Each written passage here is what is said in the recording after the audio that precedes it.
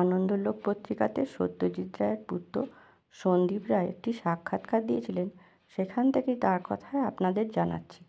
বাবা যখন নায়ক ছবিটা করেন, আমি তখন স্কুলে পড়ি। সেই প্রথম বাবা কাজ করেছিলেন উত্তম কুমারকে নিয়ে। নায়কের শুটিং করার আগে বাবা প্রি প্রোডাকশনের কাজ করেছিলেন অনেক দিন ধরেই। ছবিটার বেশিরভাগ ঘটনাই ট্রেনে।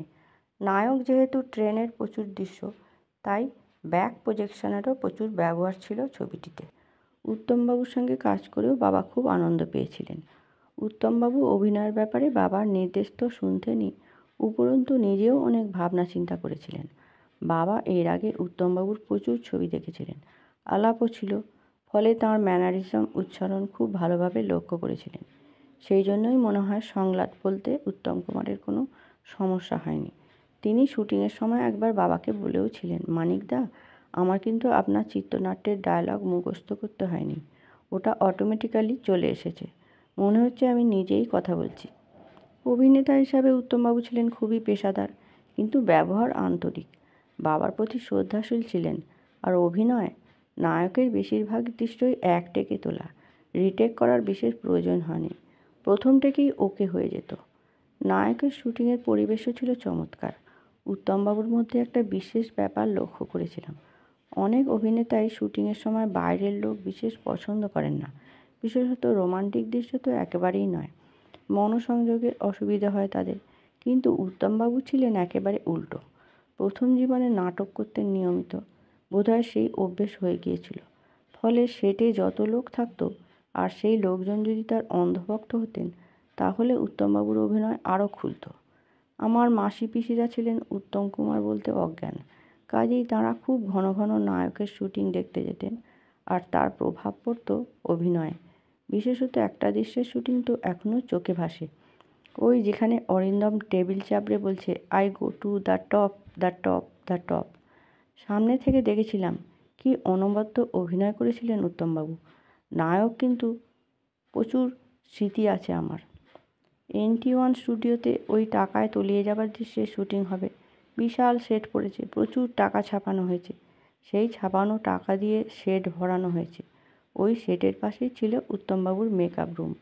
সেট প্রস্তুত হওয়ার পর বাবা একজন সহকারী পরিচালককে বলেছিলেন, একবার উত্তমবাবুকে ডাকো, সেটটা দেখাই।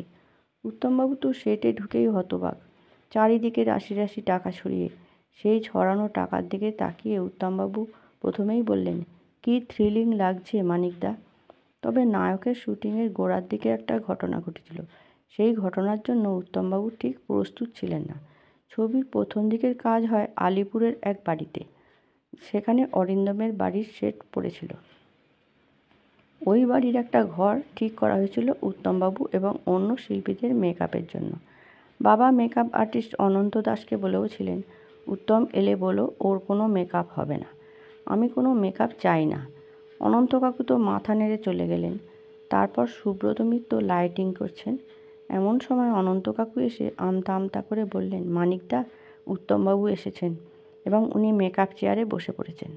বাবা বললেন, তোমায় যে বললাম উত্তমকে বলতে ওর মেকআপ হবে না। অনন্ত কাকু একইভাবে বললেন, মানিকদা, আমি বলতে ঠিক সাহস পাচ্ছি না, এটা তো এমন একটা অভ্যেসের ব্যাপার। বাবা তখন নিজেই গেলেন মেকআপ রুমে, বললেন, উত্তম, তোমার কোনো মেকআপ হবে না। এটা শুনে উত্তমবাবু খুব ধাক্কা খেয়েছিলেন। এর কিছুদিন আগেই তিনি জলবসন্ত থেকে উঠেছিলেন। মুখে একটা দুটো দাগ ছিল, সেই কারণে তিনি ঘাবড়ে গিয়েছিলেন। বাবা বুঝিয়েছিলেন, তোমার কোনো চিন্তা নেই, ফ্ল্যাশব্যাক তো আছে, তাতে একটু মেকআপ হবে, কিন্তু এমনিতে কোনো মেকআপ দেব না। যদি ঘাম হওয়ার বা গরমে প্রবলেম হয়, তাহলে জাস্ট প্যাড করে দেবো, আর কিছু হবে না। এটা উত্তমবাবু চট করে মেনে নিতে পারেননি। বাবা আশ্বস্ত করে বলেছিলেন, তোমার যদি মনে হয় তাহলে আমি তোমার রাশ দেখাতে পারি। তোমার যদি রাশ প্রিন্টে নিজেকে খারাপ লাগে, তাহলে দেখি কি করতে পারি, তখন ভাবনা চিন্তা করব। কিন্তু রাশ দেখে উত্তমবাবু খুশি হয়েছিলেন, বলেছিলেন, তাহলে আমি এত মেকআপ করি কেন? নায়ক মানেই তো উত্তমবাবু। আর উত্তমবাবুর কিছু কিছু কাজ এখনও চোখে ভাসে। অভিনয়ের ব্যাপারে মানুষটা ছিল খুব সিরিয়াস। ক্যামেরা চালু হলে একেবারে অন্যরকম ব্যক্তিত্ব। সবচেয়ে বড় কথা, ছবির চিত্রনাট্য তিনি মন দিয়ে পড়েছিলেন। ছবির সংলাপগুলো যে অত স্বতঃস্ফূর্তভাবে বলতে পেরেছেন, তার পেছনে ছিল নিরলস হোমওয়ার্ক। দু একটা উদাহরণ দিলেই বোঝা যাবে ব্যাপারটা। নায়কের সেই দৃশ্য মনে আছে যেখানে শঙ্করদা মারা গিয়েছিলেন বিজয়া দশমীর দিনে? তারপর তো শঙ্করদার মরদেহ নিয়ে যাওয়া হচ্ছে কাঁধে চাপিয়ে। সেই দৃশ্য তোলা হয়েছিল NT1-এ। সেখানে শট শুরুর ঠিক আগে উত্তমবাবু বাবাকে বলেছিলেন, মানিকদা, ঠিক 5 মিনিট আপনি রেডি হয়ে যান, আমি এসেই কিন্তু শটটা দেব। বাবা প্রস্তুত হলেন, ক্যামেরা লাইটস রেডি। উত্তমবাবুকে দেখলাম যে দূরে অন্ধকারে কিছুক্ষণ দাঁড়িয়ে রইলেন। 5 মিনিট বাদে ফিরলেন, চোখে জল। মানে গ্লিসারিনের কোনো প্রয়োজন হয়নি। আর উত্তমবাবুর ক্রেজ, খন্নানের সেই শুটিংয়ের কথা মনে পড়ে? দৃশ্যটা ছিল, ট্রেন খন্নানে থেমেছে, উত্তমবাবু নেমেছেন। এক চাওয়ালার কাছ থেকে চা কিনে খেতে গিয়ে শর্মিলাদির সঙ্গে চোকাচুকি হয়। উত্তমবাবু চায়ের ভাঁড় উঁচু করে শর্মিলাদিকে ইশারা করেন আর শর্মিলাদি হাতের কাঁটা চামচ দেখান, মানে তিনি চা খাবেন না, দুপুরের খাবার খাচ্ছেন। তো ছবির ওই দৃশ্যের যে অংশ খন্নানের শুটিং হয়েছিল সেখানে তো কোনো ট্রেন ছিল না, শর্মিলাদির থাকার প্রশ্নই নেই। সেই শট তো স্টুডিওয়ে তোলা হয়। ফাঁকা প্ল্যাটফর্মে উত্তমবাবু চায়ের ভাঁড় তুলে শটটা দেবেন। শুটিংয়ের সময় একদিকের প্ল্যাটফর্মে উত্তমবাবু দাঁড়িয়েছিলেন শট দেবেন বলে, অন্য প্ল্যাটফর্মে হাজার হাজার মানুষ। উত্তমবাবু যেই চায়ের ভাঁড় তুলেছেন অমনি উল্টো দিকের প্ল্যাটফর্মের জনতা প্রায় হামলে পড়ল, গুরু গুরু, আমি চা খাবো, আমি চা খাবো।